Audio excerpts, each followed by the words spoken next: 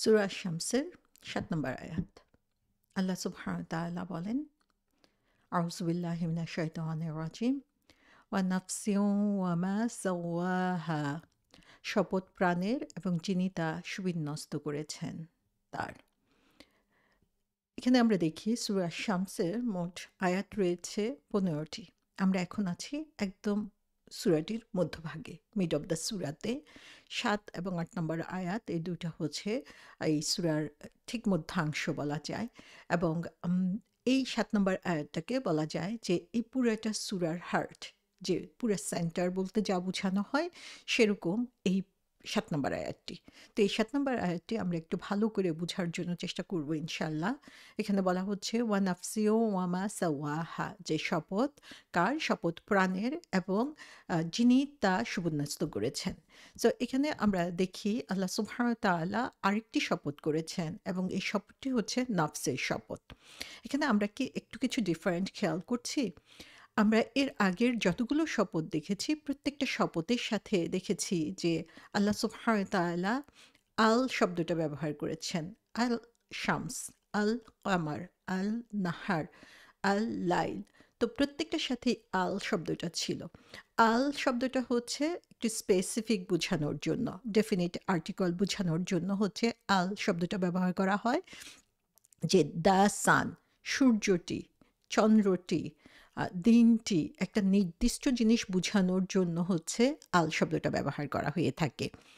আর এই নাফস শব্দটার মধ্যে বলা হচ্ছে যে আমরা দেখি এখানে কোনো ধরনের আল ব্যবহার করা হয় নাই। অর্থাৎ আল দিয়ে নির্দিষ্ট বোঝায়, আর যখন আল থাকে না তখন সেটা জেনারেল ফর্ম ইউজ করা হয়ে থাকে।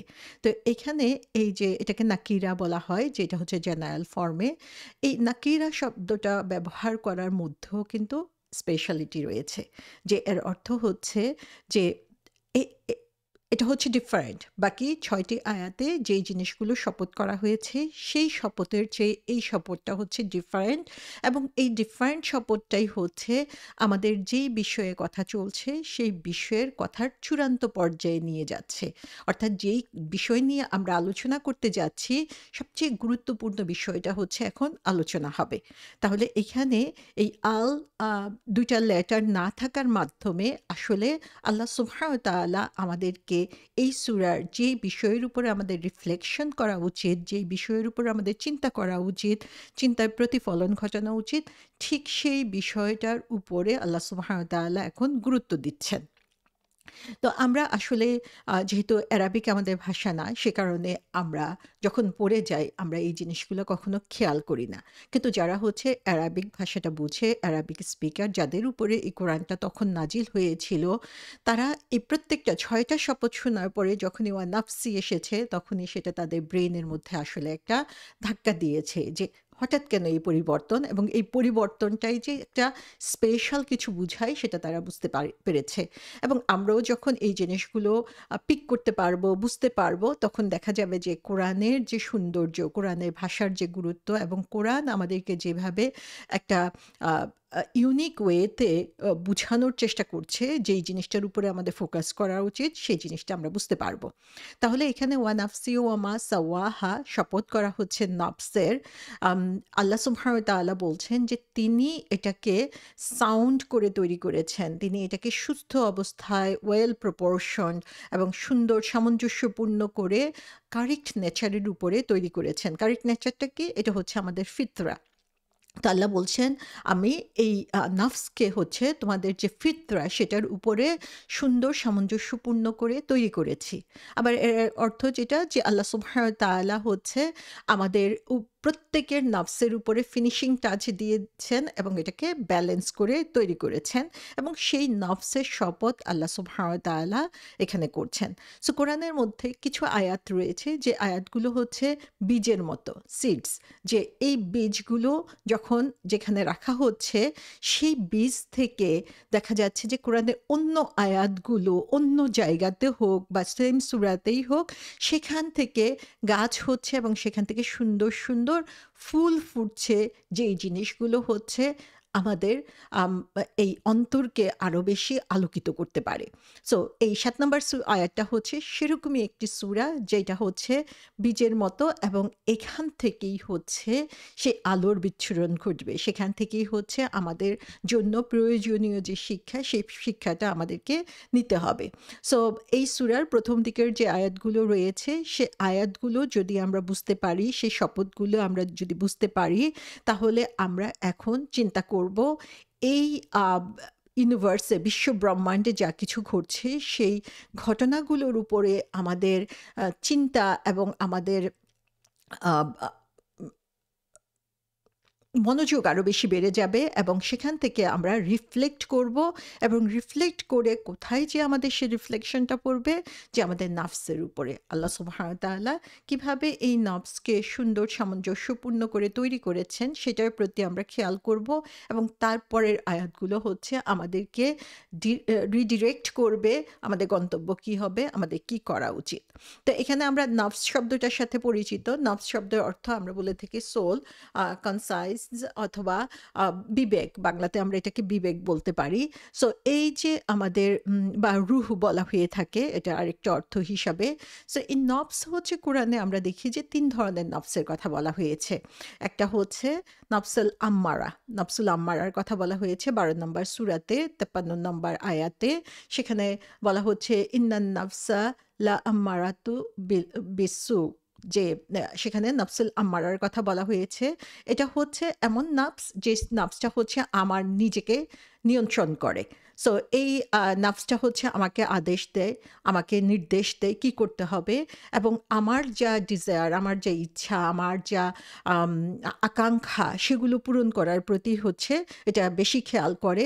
সো এই যে আমাদের হঠাৎ করে একটা কিছু ইচ্ছা করলো, এটা ভালো না মন্দ খেয়াল করলাম না, এবং সেটা করার জন্যই আমরা যে লেগে পড়ি, এটা হচ্ছে নফসুল আম্মারার প্রভাবে হয়ে থাকে। সো নফসুল আম্মারা হচ্ছে এমন একটা জিনিস যেটা হচ্ছে আমার কোন কি করলে ভালো লাগবে, আমি কি করলে প্লিজড হব, সুখী হব, আমার অন্তর কি চায়, সেই জিনিসটার উপরই বেশি ফোকাস করে। এটা ভালো খারাপ সেটার প্রতি খেয়াল করে না, বরং খারাপ জিনিসগুলোর প্রতি আমরা বেশি ইনক্লিনেশন ফিল করি, বেশি ঝুঁকে যাই, এবং এটা হচ্ছে নফসুল আম্মারার কারণে। সেকেন্ড টাইপ অফ নফস যেটা, সেটা বলা হয়েছে ৭৫ নম্বর সূরাতে ২ নম্বর আয়াতে, ওয়ালা উকসিমু বিন নফসিল লাওয়ামা। তাহলে সেকেন্ড টাইপ অফ সূরা হচ্ছে, সেকেন্ড টাইপস অফ নফস হচ্ছে নফসুল লাওয়ামা। নফসুল লাওয়ামা হচ্ছে সেলফ রিঅ্যাপ্রোচ, যে যেই সেলফটা, যে নফসটা হচ্ছে নিজেকে ব্লেম করতে থাকে, যে নফসটা হচ্ছে নিজেকে সবসময় সমালোচনা করতে থাকে। এই নফসটা কি করে? এই নফসটা হচ্ছে মাঝে মাঝেই হচ্ছে সে ভুল করে ফেলে, আবার মাঝে মাঝেই সে ভুল করার কারণে সে খারাপ ফিল করে, এবং সেটার কারণে নিজেকে অপরাধী মনে করে, এবং সেখান থেকে বের হয়ে আসার জন্য চেষ্টা করে। তো এই নফসটা হচ্ছে কন্টিনিউয়াস একটা স্ট্রাগলের মধ্যে রয়েছে, যে সে ভুল করে, ভুল করার পরে আবার দেখা যায় সেটার জন্য লজ্জিত হচ্ছে, সেটার জন্য এম্বারেসড ফিল করছে, অনুতপ্ত হচ্ছে, সেটা থেকে বের হয়ে আসার জন্য চেষ্টা করছে। সো এটা হচ্ছে কনস্ট্যান্ট একটা ফাইট, সেই নফসুল লাওয়ামার যে কাজ, সেটা যে ভালো এবং খারাপের মধ্যে প্রতিনিয়ত যুদ্ধ চলছে এই নফসের কারণে। থার্ড যেটা সেটা হচ্ছে যে নফসুল মুতমাইন্না, যেটা আমরা দেখি ৮৯ নম্বর সূরাতে বলা হয়েছে ২৭ এবং ২৮ নম্বর আয়াতে, ইয়া আইয়াতুহান নফসুল মুতমাইন্না ইরজিই ইলা রাব্বিকি রাদিয়াতাম মারদিয়াহ, যে তোমরা তোমাদের রবের দিকে, সেই নফসুল মুতমাইন্নাকে বলা হবে যে তোমার রবের দিকে তুমি ছুটে যাও, যেখানে তুমি হবে সন্তুষ্ট, এবং তিনিও তোমার প্রতি সন্তুষ্ট হবেন। তাহলে নফসুল মুতমাইন্না হচ্ছে এমন একটা নফস, যে নফসটা হচ্ছে সম্পূর্ণভাবে আল্লাহর কাছে আত্মসমর্পণ করে। প্রতিনিয়ত সে হচ্ছে নিজেকে ট্রেন করতে থাকে, কন্টিনিউয়াসলি তাকে গাইড করতে থাকে, যে আল্লাহ সুবহানাহু ওয়া তাআলা কিসে সুখী হবে, কিসে খুশি হবে, এবং কোন জিনিসটা আল্লাহ সুবহানাহু ওয়া তাআলা পছন্দ করেন, সেটার উপরই তার কন্টিনিউয়াস ফোকাস থাকবে। এবং এই কাজগুলো করতে করতে এই নফসে মুতমাইন্না এমন একটা স্টেজে চলে যায়, যে স্টেজটা হচ্ছে সন্তুষ্টি, পরিতৃপ্তি, ট্রাঙ্কুইলিটি, পিস, শান্তির একটা আভাস সবসময় সেখানে থাকে এবং আল্লাহ সুবহানাহু ওয়া তাআলা তার অন্তরকে পরিতৃপ্ত করে দেন। তার মানে এই না যে সে জীবনে যা চায় সমস্ত কিছু পেয়ে গেল, তার জীবনে কোনো কষ্ট থাকবে না, সেরকম না। বরং প্রত্যেকটা অবস্থায় সে আল্লাহর প্রতি সুধারণা পোষণ করে এবং আল্লাহর প্রতি সে সন্তুষ্ট থাকে এবং তার অন্তর প্রশান্ত থাকে। তো আল্লাহ সুবহানাহু ওয়া তাআলা এখানে সেই নফসের শপথ করেছেন, যে নফসের এই কোয়ালিটিগুলো রয়েছে এবং তিনি বলছেন ওয়া নাফসিও ওয়া মা সাওয়াহা। যে সাওয়া শব্দটা এখানে বলা হয়েছে, সাওয়া শব্দটা এসেছে তাসবিয়া থেকে। সো তাসবিয়া শব্দের অর্থ হচ্ছে কোনো একটা জিনিস, যে জিনিসটা হচ্ছে আনইভেন, উঁচু-নিচু, সেই জিনিসটাকে নিয়ে সেটাকে ব্যালেন্স করা, অর্গানাইজ করা অথবা ডিসঅর্গানাইজড ওয়েতে আছে সেটাকে সুন্দরভাবে সুসজ্জিত করা, তাকে হচ্ছে তাসবিয়া বলা হয়ে থাকে। সো একটা অর্থ হচ্ছে ব্যালেন্স করা, আরেকটা অর্থ হচ্ছে এটাকে এমনভাবে তৈরি করা যে এটা হচ্ছে পারফেকশন লেভেলে চলে যায়। সো তাসবিয়া দিয়ে বোঝানো হয় যে কোনো জিনিস যেটা হচ্ছে অসমতল, অসামঞ্জস্যপূর্ণ, সেটাকে অর্গানাইজ এবং ব্যালেন্স করা, যে তার মাধ্যমে এটা হচ্ছে সমতল হয়ে যাবে, ইভেন্স আউট হবে এবং এটার মধ্যে কোনো ধরনের আম আ উঁচু-নিচু অথবা কোনো ধরনের বৈসাদৃশ্য আমরা দেখতে পাবো না। এবং সাওয়া শব্দটার অর্থ হচ্ছে যে কোনো একটা স্কেল বা দাঁড়িপাল্লা সেটাকে ব্যালেন্স করা, যেন ২ সাইডেই হচ্ছে ইকুয়াল ওয়েট হয়। সমান ওজন নিয়ে যখন একটা দাঁড়িপাল্লা একদম আ সমান্তরাল অবস্থানে থাকে, তখন সেটাকে হচ্ছে সাওয়া বলা হয়ে থাকে। এবং আরেকটা অর্থ হচ্ছে যে এটাকে এমনভাবে বিল্ড করা পারফেক্ট ওয়েতে, যে সেটা হচ্ছে ফাইনেস্ট ডিটেইল পর্যন্ত যেখানে খেয়াল করা হয়েছে, যে সূক্ষ্মাতিসূক্ষ্ম জিনিস কোনো কিছুই সেখানে বাদ পড়ে নাই। সো এখান থেকে আমরা দেখতে পাচ্ছি সাওয়া শব্দের অর্থ হচ্ছে কোনো জিনিসকে ব্যালেন্স করা, লেভেল করা, ইভেন আউট করা, যে জিনিসটা হচ্ছে আগে ব্যালেন্স ছিল না, যে জিনিসটা আগে হচ্ছে সমান্তরাল ছিল না, যে জিনিসটা আগে হচ্ছে সামঞ্জস্যপূর্ণ ছিল না। সো ফ্যাশন টু কোনো জিনিসকে সামঞ্জস্যপূর্ণ করা এবং এটাকে কারেক্ট ফর্ম দেওয়া, এটাকে হচ্ছে সাওয়া বলা হচ্ছে। তো এখানে আমরা দেখি যে আমাদের নফস কি করে? আমাদের নফস হচ্ছে আল্লাহ সুবহানাহু ওয়া তাআলাকে স্মরণ করতে সাহায্য করে এবং আল্লাহ সুবহানাহু ওয়া তাআলা আমাদেরকে এই বিবেকটা দান করেছেন, যার মাধ্যমে আমরা হচ্ছে বুঝতে পারি যে কোনটা ভালো, কোনটা মন্দ।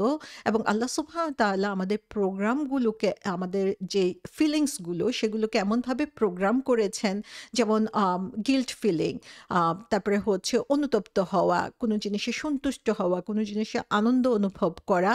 এই সমস্ত জিনিস, সমস্ত অনুভূতিকে আল্লাহ সুবহানাহু ওয়া তাআলা ব্যালেন্সড ওয়েতে আমাদের সামনে উপস্থাপন করেছেন।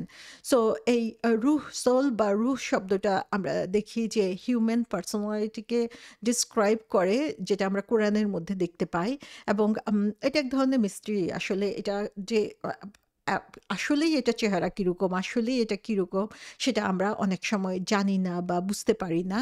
আল্লাহ সুবহানাহু ওয়া তাআলা এখানে বলছেন যে তিনিই হচ্ছেন সেই সত্তা, যিনি হচ্ছেন এই নফসকে সঠিকভাবে ব্যালেন্সড ওয়েতে আমাদের সামনে উপস্থাপন করছেন। সো এখানে আমরা দেখি যে আমাদের জীবনে আসলে ২ টা অস্তিত্ব রয়েছে। একটা হচ্ছে আমাদের ফিজিক্যাল যে এক্সিস্টেন্স, আমাদের শারীরিক যেই সত্তা সেটা, আরেকটা হচ্ছে আমাদের স্পিরিচুয়াল এক্সিস্টেন্স, অর্থাৎ আমাদের আত্মিক যে সত্তা। এবং এখানে আমরা দেখি যে আমাদের শরীরটাকে আল্লাহ সুবহানাহু ওয়া তাআলা তৈরি করেছেন হচ্ছে মাটি থেকে। যে মাটি থেকে, কাদা থেকে, ধুলোবালি থেকে, যেটা কোরআনে বারবার আল্লাহ সুবহানাহু ওয়া তাআলা আমাদেরকে স্মরণ করিয়ে দিয়েছেন। আর আমাদের ভিতরে এই মাটি থেকে আমাদের শরীরটা তৈরি করার পরে আল্লাহ সুবহানাহু ওয়া তাআলার পক্ষ থেকে রূহটা তিনি ফুঁকে দিয়েছেন। সো এই যে মাটি, সেটা হচ্ছে আমাদের দুনিয়াবি একটা সোর্স থেকে এসেছে এবং সেটা দিয়ে আমাদের ফিজিক্যাল এক্সিস্টেন্স তৈরি হয়েছে। আর আল্লাহর পক্ষ থেকে যে রূহ এসেছে সেটা হচ্ছে আমাদের স্পিরিচুয়াল এক্সিস্টেন্সটা তৈরি করছে।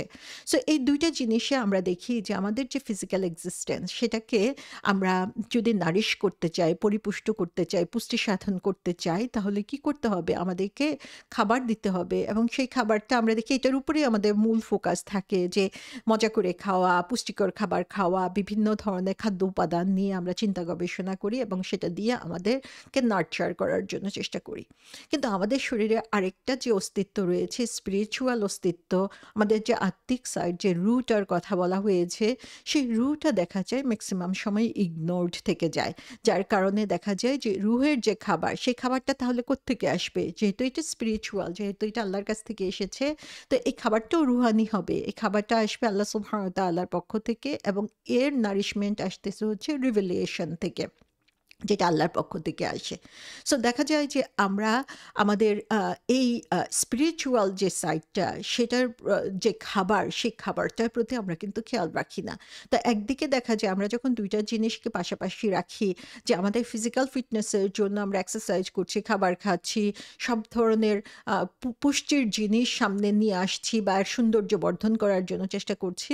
আর অন্যদিকে আমাদের অন্তরের জন্য, রুহের জন্য আমরা কিছুই করছি না। সো আস্তে, আস্তে সেই জিনিসটা হচ্ছে রুগ্ন হয়ে যাচ্ছে, শুষ্ক হয়ে পড়ছে, দুর্বল হয়ে পড়ছে এবং যে কারণে দেখা যায় তখন আমরা আমাদের যে ফিতরা, সেই ফিতরার কথা আমরা ভুলে যাই যে নেচারের উপরে আল্লাহ সুবহানাহু ওয়া তাআলা আমাদেরকে তৈরি করেছেন এবং তখন আমাদেরকে হচ্ছে গাইড করে কি? আমাদের এই দুনিয়াবি শক্তিটাই আমাদেরকে গাইড করতে থাকে। তো আল্লাহ সুবহানাহু ওয়া তাআলা বলছেন যে আল্লাহ এই নফসকে আ একদম ব্যালেন্সড ওয়েতে তৈরি করেছেন। এখন আমি কিভাবে সেটাকে কাজে লাগাবো, কিভাবে আমি পরিপুষ্ট করব, কিভাবে সেটাকে নার্চার করব, সেটার উপরে ডিপেন্ড করবে আমার নার্ভস আমার বেশি শক্তিশালী হবে না আমার ফিজিক্যাল যে ডিজায়ার সেটা বেশি শক্তিশালী হবে। সো এখানে আমরা দেখি আল্লাহ বলছেন ওয়া নাফসি ওয়া মা সাওয়াহা। মা শব্দটা আবার এসেছে। এর আগেও আমরা দেখেছি মায়ের ২ টা রূপ রয়েছে। ২ টা অর্থেই মা শব্দটা ব্যবহার করা হয়ে থাকে। সো এইখানে মা শব্দটা দিয়ে যেই জিনিসটা বুঝানো হতে পারে সেটা হচ্ছে আল্লাহ সুবহানাহু ওয়া তাআলা এই যে মানুষের আত্মা বা রুহ বা সোলকে যেভাবে পারফেক্ট করে তৈরি করেছেন, সেই পারফেক্ট ব্যালেন্সড, ফ্যাশনড এবং প্রপোর্শনড করেছেন, সেটার প্রতি তিনি এখানে আমাদের দৃষ্টি আকর্ষণ করতে পারেন। অথবা আরেকটা জিনিস সেটা হচ্ছে যে আম যিনি এটা করেছেন যে আল্লাহ সুবহানাহু ওয়া তাআলা আমাদেরকে আবার রিডিরেক্ট করেছেন সেই স্রষ্টার প্রতি যে যিনি এটা করেছেন তিনি how remarkable how remarkable he is, যে কত সুন্দরভাবে তিনি এটা তৈরি করেছেন। সো একদিকে হচ্ছে সৃষ্টি আর একদিকে হচ্ছে যিনি সৃষ্টি করেছেন, এই ২ টা জিনিসই এখানে ফোকাস করা হয়েছে যে how amazingly the nerves is balanced আর how remarkable is the one who balanced it. So ২ টা জিনিসই এখানে ফোকাস করা হতে পারে। সো এখানে আমরা দেখি যে বিভিন্ন তাফসীরকারগণ এটা ব্যাখ্যা করেছেন এই আয়াতের, যেমন আল-আলুসি রহমতুল্লাহ আলাইহি বলেছেন যে আল্লাহ সুবহানাহু ওয়া তাআলা যখন আমাদেরকে সৃষ্টি করেছেন তখন তিনি আমাদেরকে কাদা থেকে সৃষ্টি করেছেন এবং তারপরে সেখানে রূহ ফুঁকে দিয়েছেন। সো যে জিনিসটা আমরা আগেই বলেছি যে আমাদের ২ ধরনের রিসোর্স রয়েছে আমাদেরকে তৈরি করার জন্য এবং এখানে আমরা দেখি আল্লাহ সুবহানাহু ওয়া তাআলা আমাদের যেই শরীরটা তৈরি করেছেন সেই শরীরটার আসলে এক ধরনের ব্যালেন্স দরকার এবং সেই ব্যালেন্সটা হচ্ছে আমাদের স্পিরিচুয়াল এবং অ্যানিমাল সাইড, আমাদের হিউম্যান সাইড এই এবং আমাদের যেই আম না নার্ভসকে যে আল্লাহ সুবহানাহু ওয়া তাআলা স্পেশাল কোয়ালিটি দিয়ে দিয়েছেন, আমাদের শরীরে গুড এবং ব্যাড এনার্জি, এই লেফট এবং রাইট, ভালো চিন্তা, খারাপ চিন্তা, এই সমস্ত কিছুর মধ্যে আল্লাহ সুবহানাহু ওয়া তাআলা ব্যালেন্স করে তৈরি করে দিয়েছেন। কিন্তু এই নার্ভসটা ফিজিক্যালি টাচেবল না। কিন্তু আমাদের বডিটা হচ্ছে ফিজিক্যালি টাচেবল, বডিটা আমরা মডিফাই করতে পারি। আর নার্ভসকে মডিফাই করতে হলে অবশ্যই আমাদেরকে যিনি এই নার্ভসটাকে এত সুন্দর করে তৈরি করেছেন তার দেওয়া গাইডলাইন আমাদেরকে ফলো করতে হবে। সো আমরা যখন স্পিরিচুয়ালি হাংরি তখন দেখা যাবে যে আমাদেরকে শুধু আমরা আমাদের দুনিয়াবি যে খাবার সেটা দিয়ে আমরা নিজেদেরকে সন্তুষ্ট করতে পারবো না। আমাদেরকে সেই ওয়াহি অথবা রিভেলেশন অথবা আল্লাহ সুবহানাহু ওয়া তাআলার পক্ষ থেকে যে গাইডলাইন এসেছে সেই গাইডলাইনটার প্রতি আমাদেরকে খেয়াল করতে হবে। তো এর আগের আয়াতগুলোতে আমরা দেখেছি যে আল্লাহ সুবহানাহু ওয়া তাআলা পেয়ার হিসাবে কিছু জিনিস উপস্থাপন করেছেন জোড়ায়, জোড়ায়, কিন্তু প্রত্যেকটা জোড়া হচ্ছে একে অপরের বিপরীত, কিন্তু প্রত্যেকে আবার একজন আরেকজনের সম্পূরক, একটা আরেকটাকে হচ্ছে প্রভাবান্বিত করছে, একটা আরেকটার কাজকে সুন্দর করে দিচ্ছে। এখানেও আমরা দেখি যে আমাদের নার্ভস এবং রুহ হচ্ছে এরকম অলওয়েজ ইন দ্য কনফ্লিক্ট আমাদের ফিজিক্যাল বডির সাথে। সো যেই জিনিসটাকেই আমরা বেশি প্রায়োরিটি দিব সেই জিনিসটাই স্ট্রঙ্গার হবে এবং সেটাই আমাদেরকে তখন ডিরেক্ট করবে বা আমাদেরকে গাইড করবে। সো এই ইমব্যালেন্স তখনই হয় যখনই হচ্ছে আমরা একটাকে বেশি ওভারফিট করব, আরেকটাকে আমরা ক্ষুধার্ত অবস্থায় রেখে দিব। সো এখানে আমাদেরকে অবশ্যই চিন্তা করতে হবে যে কোন জিনিসটার উপরে আমরা ফোকাস করছি। যেমন আল-বিকাই রহমতুল্লাহ আলাইহ বলেছেন যে নার্ভস হচ্ছে আমাদের বডির সাথে কম্পারেবল, তেমনিভাবে যেমন সূর্যকে আমরা তুলনা করতে পারি এটার আলোর সাথে, এটার যে আলো বিকিরণ করছে সেটার সাথে। সো সূর্য হচ্ছে something physical, like the human body, যে আমাদের শরীরের মতো, যেটা আমরা বাইরে থেকে দেখতে পাচ্ছি, কিন্তু এটার গ্লো, এটার যে আলোটা সেটা কিন্তু আমরা ধরতে পারছি না, ফিজিক্যালি টাচ করতে পারছি না। সেরকমই হচ্ছে আমাদের নার্ভস। তো এই দুইটা সম্পূরক জিনিস, কিন্তু একটা আরেকটা হচ্ছে বিপরীত। একটা হচ্ছে ধরাছোঁয়ার মধ্যে, আরেকটা ধরাছোঁয়ার বাইরে, কিন্তু কোনোটাকেই কিন্তু আমরা ফেলে দিতে পারি না। আগের শপথগুলা থেকে আমরা এই কথাগুলোকে এভাবে বুঝতে পারি। সূরা কসাসে আল্লাহ সুবহানাহু ওয়া তাআলা বলেছেন, আল্লাহ তোমাকে যা দান করেছেন তার দ্বারা পরকালে গৃহ অনুসন্ধান করো এবং ইহকাল থেকে তোমার অংশ ভুলে যেও না। তুমি অনুগ্রহ করো যেমন আল্লাহ তোমার প্রতি অনুগ্রহ করেছেন এবং পৃথিবীতে অনর্থ সৃষ্টি করতে প্রয়াসী হয় না। নিশ্চয়ই আল্লাহ অনর্থ সৃষ্টিকারীদেরকে পছন্দ করেন না। তাহলে এখানে আমরা দেখতে পাচ্ছি যে আল্লাহ সুবহানাহু ওয়া তাআলা আমাদেরকে উৎসাহিত করছেন যে আমরা আমাদের হেয়ার আফটারের যে লাইফ, পরকালের যে ঘর আল্লাহ সুবহানাহু ওয়া তাআলা দিয়েছেন, সেই পরকালের ঘরের প্রতি আমাদেরকে মনোযোগী হতে হবে। এবং দুনিয়া এবং পরকাল, এখানেও আমরা একটা কম্প্যারিজন দেখতে পাচ্ছি, কিন্তু আমাদের ফোকাসটা হতে হবে পরকালের উপরে। এবং সূরা ইসরাতে বলেছেন, যে বিষয়ে তোমার কোনো জ্ঞান নাই তার পিছনে পড়ো না, নিশ্চয়ই কান, চক্ষু, অন্তঃকরণ এদের প্রত্যেকটি জিজ্ঞাসিত হবে। সো তার মানে হচ্ছে আল্লাহ সুবহানাহু ওয়া তাআলা, এখানে আমরা দেখি যে কান, চক্ষু যেগুলো আমরা বাইরে থেকে দেখতে পাচ্ছি, সেগুলোর সাথে সাথে আমাদের অন্তর, যেটাকে আমরা দেখতে পাচ্ছি না, আমরা শুধু এটার উপস্থিতি বুঝতে পারি, সবকিছুকেই আল্লাহ সুবহানাহু ওয়া তাআলা একসময় জিজ্ঞাসা করবেন, সেই ব্যাপারে আমাদেরকে সতর্ক করে দিয়েছেন। সো আমরা কিভাবে এই জিনিসগুলোকে গাইড করছি সেটা আমাদেরকে চিন্তা করতে হবে। সো এখানে আমরা দেখি যে কোরআনের মূল আলোচনার বিষয় যেটা ঈমান এবং কুফর নিয়ে যখন আলোচনা করা হয়, তার মূল ফোকাসটা হচ্ছে কলবের মধ্যে। কলব হচ্ছে হার্ট, এবং সে কলবের মধ্যে হচ্ছে আমাদের আম যে মূল কনসেপ্টটা থাকে, যে আমাদের সমস্ত ইমোশন, হার্টের যে রোগগুলো রয়েছে, যেমন আম আ হিংসা, বিদ্বেষ, ভয়, ভালোবাসা, রাগ, প্রতিহিংসা, এই আকাঙ্ক্ষা, এই সমস্ত কিছু হচ্ছে কোথা থেকে আসে? আমাদের কল্ব থেকে আসে। আবার আমাদের যে বিশ্বাস, সেই বিশ্বাসটাও হচ্ছে কল্বের মধ্যে রয়েছে। সো এখন আমাদেরকে চিন্তা করতে হবে যে আমরা এই কল্বটাকে কোন জিনিসটার উপরে মোর ফোকাস করাবো? আমরা কোন জিনিসটার উপরে আমাদের হার্টকে এস্টাবলিশ করব?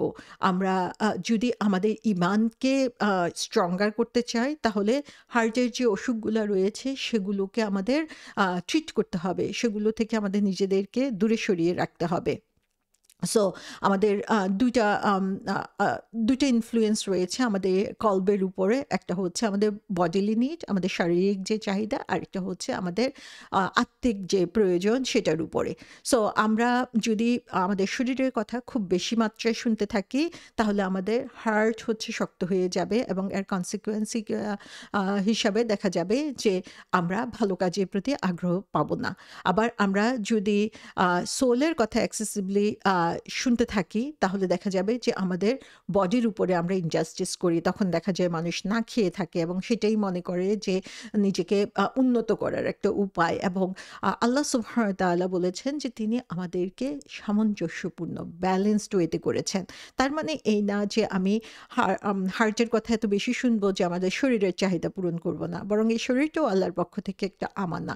কিন্তু সেটার মধ্যে আমরা ব্যালেন্স করব যে আমি আমার শরীরের জন্য যতটুকু সময় দিচ্ছি, আমার হার্টের জন্য ততটুকু সময় দিচ্ছি কিনা, যতটুকু এফোর্ট আমি শরীরকে পরিপুষ্ট করার জন্য, সুন্দর করার জন্য দিচ্ছি, আমার হার্টকে সুন্দর পরিপুষ্ট করার জন্য আমি দিচ্ছি কিনা। এবং হার্টকে পরিপুষ্ট করতে হলে অবশ্যই আমাদের রিসোর্স খুঁজতে হবে, যেখান থেকে এসেছে এই হার্ট, তার কাছ থেকে, অর্থাৎ আল্লাহ সুবহানাহু ওয়া তাআলার কাছে, যিনি এটাকে এত সুন্দরভাবে সামঞ্জস্যপূর্ণভাবে তৈরি করেছেন। এবং তার কাছ থেকে আমরা রাস্তা যদি পেতে চাই, তাহলে কি হবে? সেই রাস্তা পাওয়ার একটাই উপায় রয়েছে, সেটা হচ্ছে আল্লাহ সুবহানাহু ওয়া তাআলা আমাদেরকে যে গাইডলাইন পাঠিয়েছেন, যে রিভেলিয়েশন পাঠিয়েছেন, যে কোরআনের আয়াত পাঠিয়েছেন, সেগুলোকে সঠিকভাবে বুঝা, উপলব্ধি করা এবং সে অনুযায়ী নিজেকে গাইড করা। এবং যতক্ষণ পর্যন্ত না আমরা সেটা করতে পারছি, ততক্ষণ পর্যন্ত আমরা আসলে সেই ব্যালেন্সড ওয়ে থেকে নিজেকে দূরে সরিয়ে রাখছি। সো আল্লাহ সুবহানাহু ওয়া তাআলা এই সোলকে তৈরি করেছেন, এটাকে আম আ আ সুসামঞ্জস্যপূর্ণ করেছেন এবং পারফেকশন দিয়েছেন এর যতটুকু প্রয়োজন সে অনুযায়ী, এবং এর মাধ্যমে আমাদেরকে বুঝার তৌফিক দিয়েছেন যে কোনটা গুনাহ, কোনটা রং ডুইং, কোনটা হচ্ছে ভালো, কোনটা আমাদের সঠিক পথে নিয়ে যাবে। এই সমস্ত কিছু বুঝার জন্য যে বিবেক দরকার, সে বিবেক আল্লাহ সুবহানাহু ওয়া তাআলা আমাদেরকে দিয়ে দিয়েছেন। রাইট এবং রং, সঠিক এবং ভুলের মধ্যে পার্থক্য করার মতো শক্তি তিনি দিয়ে দিয়েছেন। সো এখানে আমরা প্রথম ৬ টা আয়াতের মধ্যে দেখি যে ৬ টা এক্সটার্নাল এভিডেন্স আল্লাহ সুবহানাহু ওয়া তাআলা উল্লেখ করেছেন, এবং তারপরে আমাদের সামনে উল্লেখ করেছেন আমাদের যে ইন্টারনাল এভিডেন্স নবস সেটার কথা, এবং এর মাধ্যমে আল্লাহ সুবহানাহু ওয়া তাআলা আমাদেরকে শিখিয়ে দিচ্ছেন যে আমাদের সফলতার রাস্তা কি, আমরা কোন জায়গায় কীভাবে সমৃদ্ধি অর্জন করতে পারি, এবং কিভাবে আমরা আমাদের যে সমস্যাগুলো রয়েছে সেই সমস্যা থেকে মুক্তি পেয়ে ব্যর্থতা থেকে নিজেকে বাঁচাতে পারি। সেটার জন্য এই নফসের যে ব্যালেন্সড ওয়ে, সেই ব্যালেন্সড ওয়ের উপরে আমাদেরকে ফোকাস করতে হবে।